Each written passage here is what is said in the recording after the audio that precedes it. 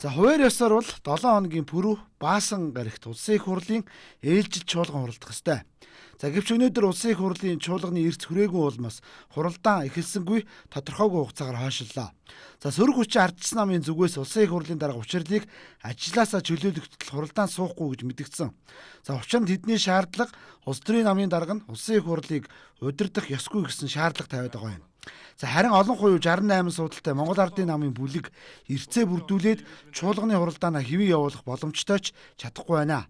За учир нь тэд бас л дотроо хуваагдaltaй улс төрөлжлөлттэй байна. Ер нь зовлон нь юу гэхээр цэвэр ерөөсөө Ардын намын дотоод улс төртэй л холбоотой. Тэгээ зүү зогсгүй улс төрд хязгаарч хүлээн зөвшөөрч боломгүй асуудал болж штэ. Жишээлбэл Ардын намд өрсөлдөх болохоор өрсөлдөгчөө хэрэг төвөгт холбогдуулаад авилгалтай тэмцэх газар гэж явуулчихдаг. За гих мэтлээ. Тэгээ засгийн газрыг одоо амар өсөлтийн дарга талаар ярьлаа шүүсэн. Засгийн газрыг огцруулах хурлыг удирдсан булган туяа дэд даргаыг өнөөдөр бас эрүүгээр үүсгээд татаад явуулж байгаа жишээ. Гих мэтлэн ер нь зовлонгийн учир шалтгаан нь энд л оршоод байгаа шүү дээ. Энэ хүн нам иргэний зориг Ардын намынхаа хэлээд эрсээ бүрдүүлчих. Эрс бүрдээд явхад одоо манай дүрм бол чуулганыхаа үйл ажиллагаа тийм орсон. Тэгэхээр эрсээ бүрдүүлчих. Тэр чи одоо нэг бүлэггүй байж нэг том дуграал одоо ийм шийдвэр гарлаа ийм тийм гэдэг яриад байгаа нь хэцүү шүү дээ чинь дөрвөлөх нэ. Хэл холбоотой бүтээн байгуулалтын ажиллаж гэдэг юм уу зарим гишүүд бас орон нутагт ажиллаж байгаа юмуд байна. Орон нутагт ажиллаж байгаа 4 хүн байна. Гадаадд 3 хүн явна. Аль нэгэн улс төрийн хүчний дарга, улсын их хурлын дарга хийж болохгүй гэсэн тийм хуулийн заалт байхгүй. Энэ өмнө нь бид явж ирсэн зарчим.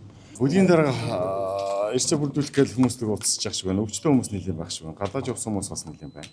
За урд өмнө нь бол намын дарга, их хурлын дарга байгаад ажиллаа хийгээд явцгаасан шүү дээ.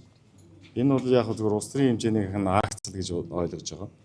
Тэгээ яагаад өргөн барих шалтгааны чинь нэг үндсэн юм шүү дээ. Гишүүд өөрсдөө ард түмэндээ тангараа өргөж хурал чуулгандаа сууна гэж сонгогчоод тангараа өргөчөөд тэгээд гишүүд өөрсдөө хариуцлагатай байсан бол ерөнхийлөгчийн зүгээс ийм хууль өргөн барихгүй шүү дээ. Нийгмээс ийм шаардлага тавихгүй шүү дээ. Тэгээд гишүүд бид нар ийм асуудал дээр мэдээж улс төр хийх хурал чуулган дээр асуудал юм ярих бол байна. Тэгээд орж ирээд асуудлаа ярил л да.